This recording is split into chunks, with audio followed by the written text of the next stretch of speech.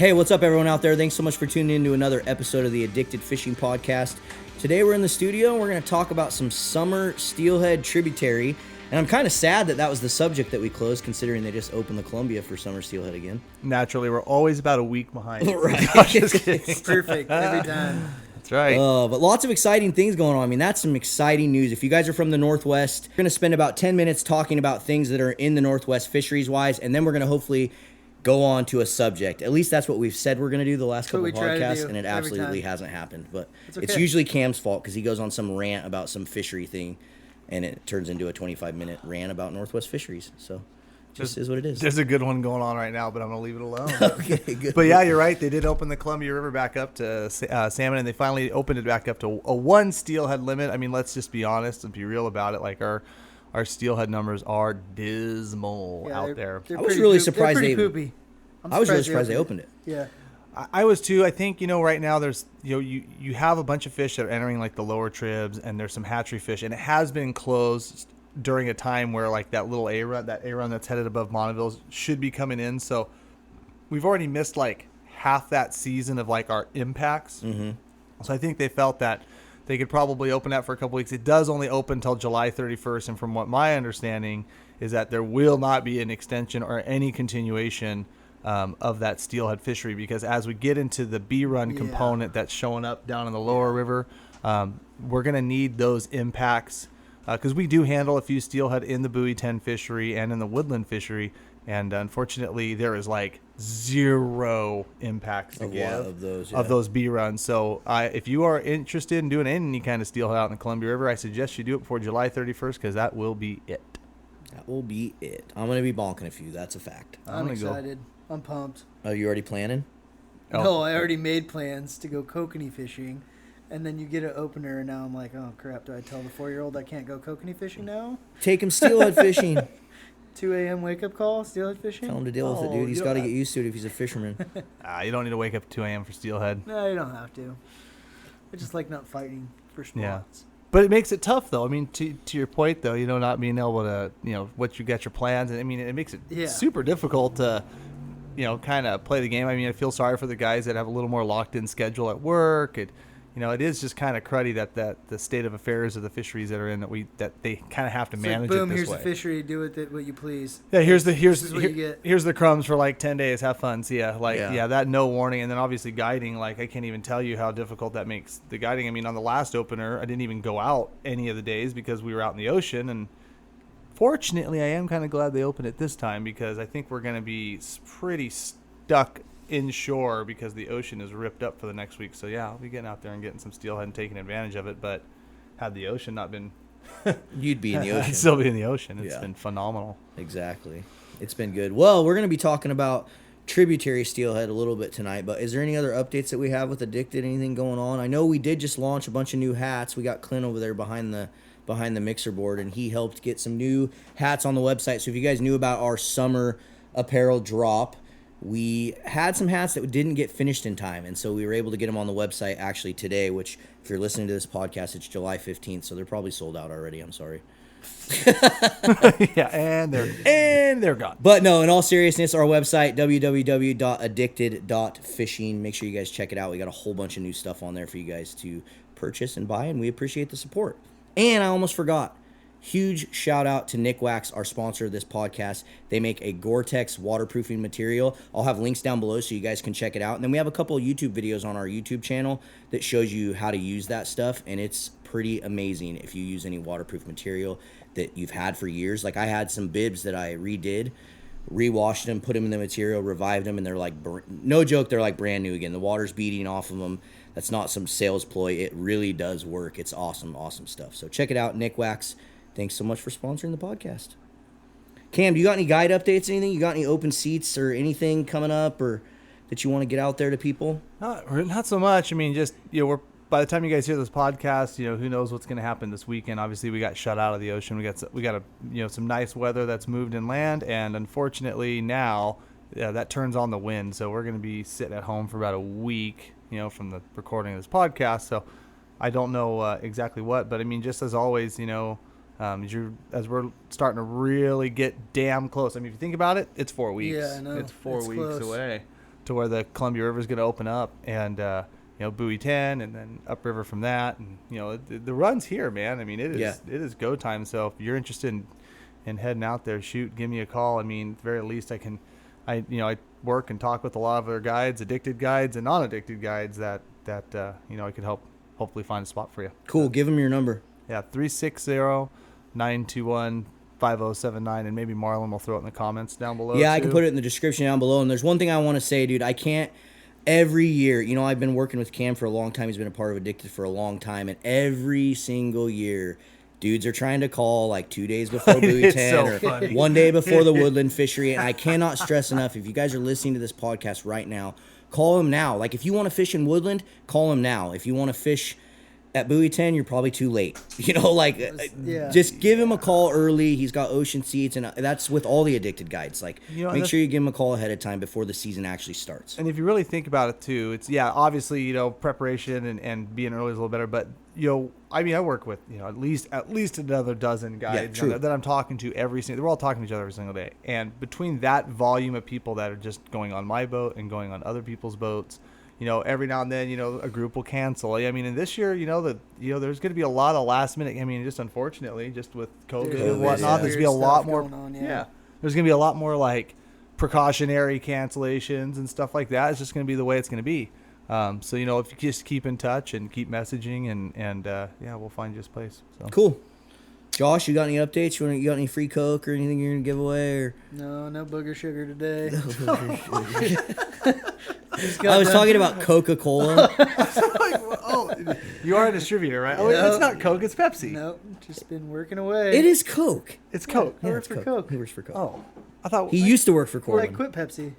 Oh, I thought it was the other way Because around. Coke's better. I literally, Coke, exactly. Coke is better. Did you see that meme from Coke? 2020 sucks. We're putting the Coke back in, like the cocaine. Oh, nice.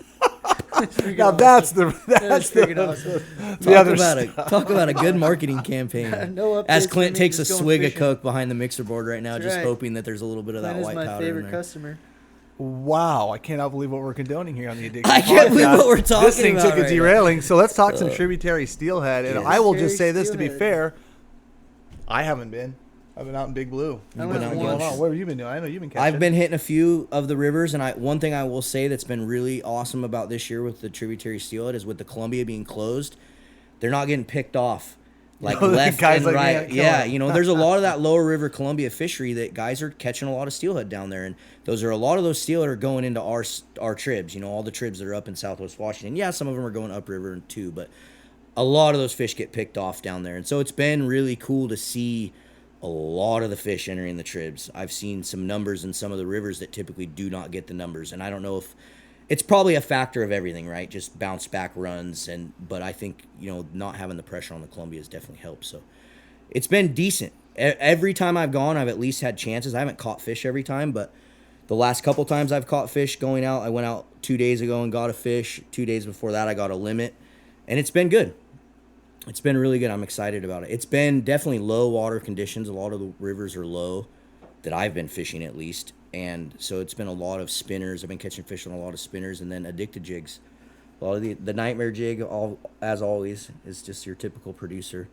It's been going well. And then I got a couple friends too. Jordan told me yesterday this is one of the best years he's had that he can remember, like as far as getting fish. This as many as he had, as consistent as he's been, all the way back into like mid-June. He's been catching quite a few summers in the tributaries. So it makes you wonder too, is it just the upriver numbers that are bad? Or, Those maybe our lower tribs are doing better than what they think. Do they really calculate those? Yeah, they don't really They don't. calculate on that, but they do. They know the smolt releases. But yeah, a lot of those projections that you hear us talking about are for above Bonneville. Yeah. A run and B run. Which is what they're going to base most of the Columbia fishery off anyways. Yeah, But True that. doesn't mean there's not tributary steelhead to be caught, because I know there is for sure. for sure. So I've only Josh, been out once. so you went out once, but if you were to hit the river like tomorrow, what are you going to be fishing? Spinner. You're going to be casting a Spinner spinner. and bobber and coon shrimp. I was going to talk about that a I'm a little true bit. believer in bobber and coon shrimp in the tribs. Yeah, for 'Cause some reason, it summer smashes. steelhead, and I think Cam, we've talked about this a lot too, but Bait eaters. they're bait, dude. They love bait. Like even on some of our local rivers, like if you're not side drifting eggs, and I've been trying to tell Jordan that, like, you're just not gonna catch as many fish as the guy that is. Those fish are very egg bitey in some of those runs, and maybe it's just the way you're presenting it to them. I don't know. Or it's the water clarity or something like Exactly. that. I was just gonna say that, Josh. Like They can see it from a mile away, pretty much. Yeah, you want, if you can settle down those presentations, go to 16th ounce jigs, and when it comes to like high pressure situations where you're fishing, rivers that are low and clear and there's sleds on them and stuff like that. And I mean, there's one in particular I've been doing for a lot of years, and it just seems like, man, you can try to fight it, but at the end of the day, like, you need to be just stealth presenting eggs. I mean, you're talking like one split shot, and a 6 foot leader and just free drifting them pretty much. Yeah. But they'll bite. You'll get them bite. They are active. The water temps are good, and they can definitely see it. You don't have to deal with any of that or freezing cold temperatures like we do in the wintertime. Okay, so I have a super funny story to tell. So we were fishing the local riv, Cam and Jordan's sled, and one of the things me and Jordan constantly get in arguments about, and he does this a lot in the wintertime, is he loves to roll up to a hole and just start ripping a spinner through there. He'll cast up and just... It's like his first thing he throws through the hole. Yeah. He does that all the time, and I fight with him all the time about it because I'm like, dude, not every fish is going to hit a spinner. Like, we fight about it constantly. This water's super, super clear, and we were sight fishing, like going around in a sled, like looking for steelhead. And we finally find this steelhead that's just chilling, like not doing anything, not afraid of us at all. We're probably 40 yards from him. And I cast my jig through there, and it goes like right by his head, and he doesn't even move. Like, he just kind of looks at it, but just goes by it, doesn't bite it. Next cast, Jordan cast his spinner, dude, and as soon as that spinner got anywhere near that steelhead, it went so crazy. I've never seen anything like it. The thing did like a full 360 and took off upriver 100 miles an hour, like, did not want anything to do with that spinner. It was deathly afraid of it. Deathly afraid of it. And even Jordan called me the next day. He's like, dude, that made me so mad when that fish took off running like that. Because I knew right away that at that moment you were right. Yeah. And I think there's a lot of fish that are going to crush a spinner for sure. And a spinner's a great summer steelhead bait. But I'm always in the mindset to approach it stealthy first and then run your spinner through. Start subtle and then fish more aggressive. Because there's going to be fish that are just straight up not going to eat that spinner, and they're going to run away. And what we could have had an opportunity at doing if he wouldn't have cast that spinner is that I could have switched my jig color, tried throwing a worm, tried putting some bait on there. I could have had more time at that fish, but the second he threw that spinner in there, that fish was gone. It wanted nothing to do with us anymore. Blew up the world. I'd say that's like your last ditch effort to try to get that fish to turn and bite. Yeah. And don't get me wrong, Jordan catches more fish on frickin' spinners than anyone I know. And he comes in behind me multiple times and will smash fish on spinners. So I know they work well, but I think it's just one of those scenarios where I like to throw them last, for sure. Especially in clear water. Yeah. The thing about the spinner, too, is a lot of times you can dig out fish with a spinner, in runs and in holding spots that don't really that aren't conducive to bobber fishing. Right. Yeah. Right. That you're not going to be able to side drift because of the current or the bottom structure, or even like float fishing. Maybe it just goes too slow and they got too much time to think about it. Exactly. So maybe, it's like the guys that are like, oh, I could out drift fish. It's like the guys, oh, I can out drift fish you anywhere. It's like, well, I picked the run and I guarantee that ain't going to happen. Right? Yeah, trust me. So it's maybe a little bit of that too. Maybe that just wasn't a good spinner spot. Yeah. Oh, another thing that I've seen so far this year a lot, and actually something I've kind of learned from you, Cam, over the years, is to not pass up water that's shallow. Like, a lot of these fish I've been finding are literally, like, I'll look at the run, I'll be like, what the heck? That looks like a foot. And the fish is sitting in it, in like a foot of water, like nosed up at the top of the run, like in the riffle.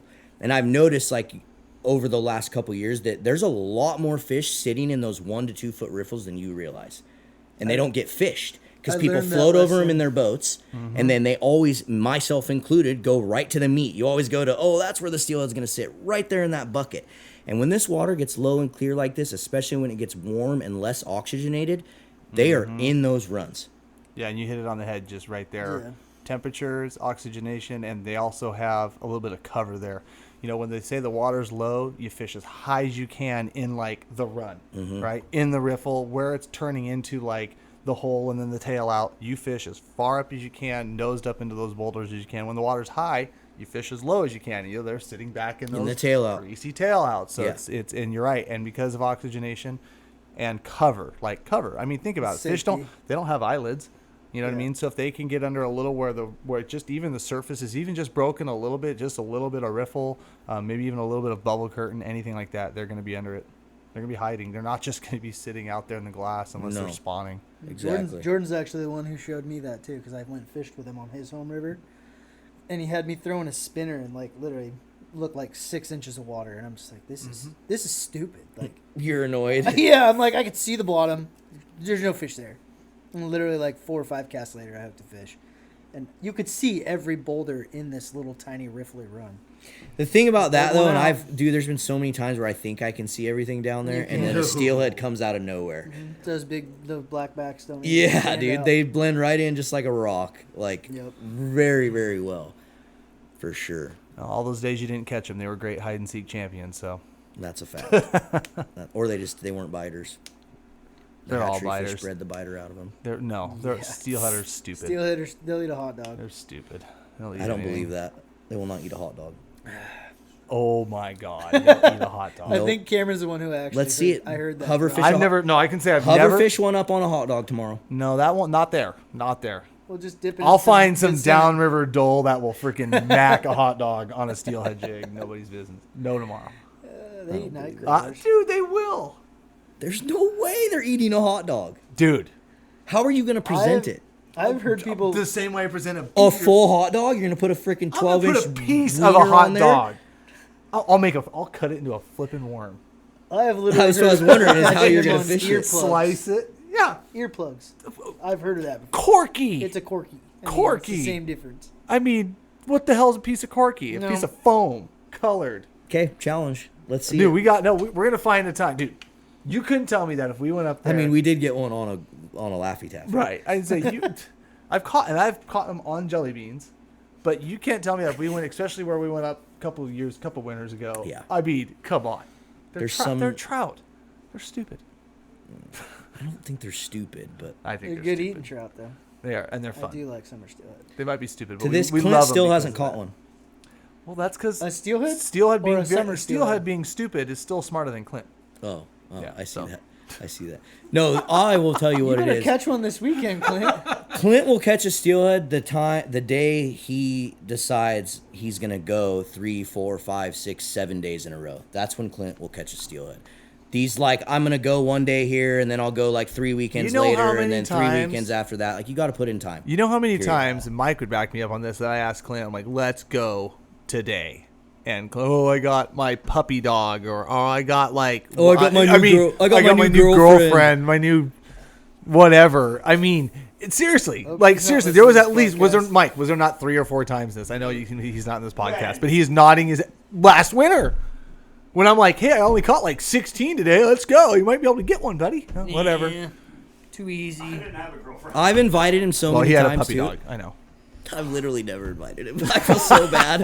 I can look back and think. Well, I'm not think inviting him myself, anymore. Like I have literally never invited Clint. Clint, be at my house at 5 o'clock tomorrow morning. You'll That's catch terrible. Yeah, that's what I was gonna The say. problem- one. Say, like, I'll make it Let me happen. explain to you guys the problem with winter steelhead fishing.